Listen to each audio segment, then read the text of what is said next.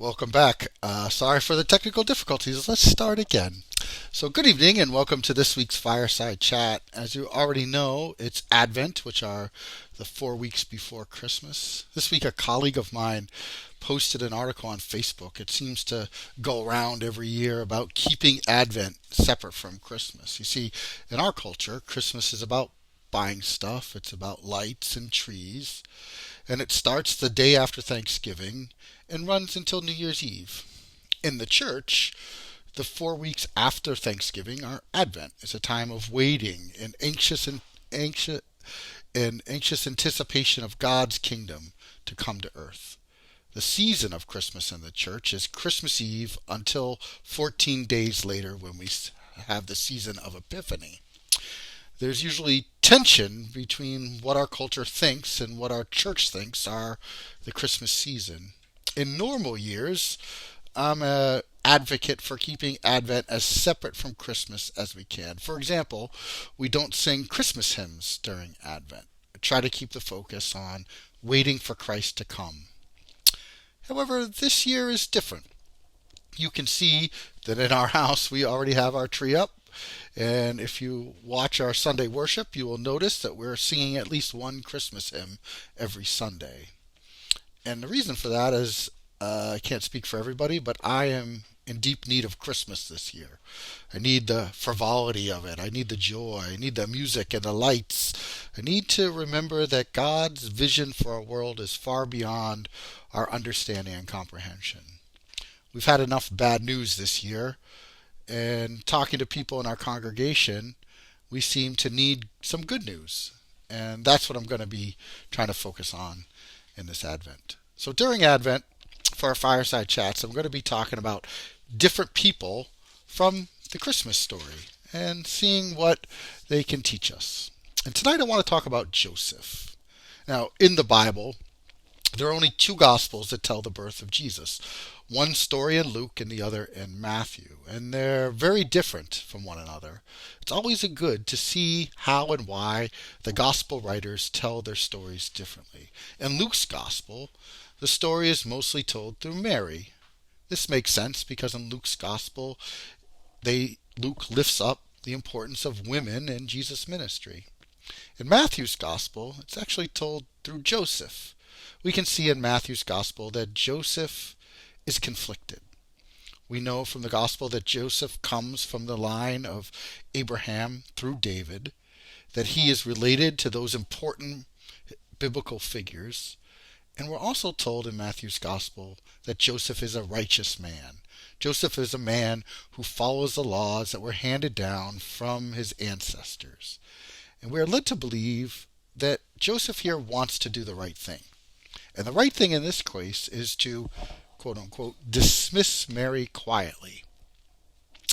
I've read that Mary could have been executed for her adultery and that Jesus was going to save her from this. However, something happens to Joseph. He has a dream that an angel appears to him and tells him not to be afraid to take Mary as his wife, and that the baby will be God with us. And then he is told what to name the child.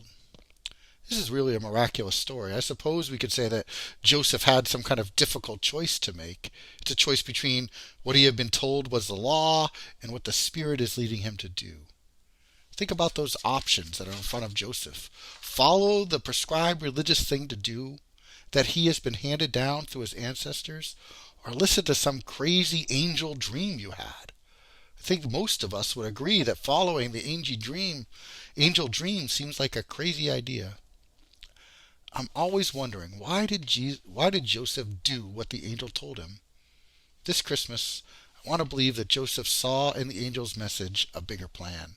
Joseph understood that following religious tradition is not as important as following a living God, a God who likes to show up and change our lives. And make no mistake, this was life-altering for Joseph. It would mean also having to listen to God's angel when God's angel told him to flee into Egypt. I suspect that Joseph saw the parallels of God's people being led by God to flee Egypt into a better future. I suspect that Joseph knew to some extent that this whole thing was out of his hands.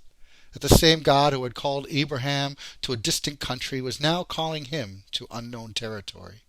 That the same God who had saved his people from the power of hungry politicians were now calling him from another power-hungry politician in Herod. Joseph could see that God of his ancestors didn't always play by the same rules that we thought God should. Instead, that God constantly came up with new ways to reach God's people, to reach the world so that they would know that indeed God is with us. What about you? In this season, what is it that God is calling you to do? What new way is God calling you to live? What religious things is God asking you to let go of so you can follow God to some new place? What Joseph's character can teach us is to not be afraid to follow God. Even if it's out of our comfort zone, God can lead us to new places. We should be on the lookout this Christmas for the ways that God will show up in our lives. We don't have to be rich or powerful to experience God. In fact, it's often in ordinary people like Joseph that God shows up. And those people are often willing to change everything to follow God. One more thing about Joseph is, I don't know if he fully understood what was happening. The text doesn't tell us if he understood how important Jesus was to God's plan of salvation. Sure, the angel told him a few things, but Joseph didn't have any other insight except that. Joseph trusted that God, the God of Abraham, would not lead him astray. And I think it's something that we should hold on to this Christmas, that the God of our ancestors will not lead us astray, that the God who was there for our grandparents and great-grandparents is there for us now, that God will see us through our current situation, just as God did for them during other pandemics, wars, and depressions. I still believe that God is speaking to us just as God spoke to Joseph. And I want to encourage us to have the same trust and faith that Joseph did, that indeed God will bring us through the wilderness, God will protect us from tyrants, and God will change our lives drastically. And that is what we prepare for in Advent, and that is what we wait for. Just some thoughts I've been having this week. I hope you found something in Joseph's story to give you faith in your week ahead. And until next week, may God continue to bless you.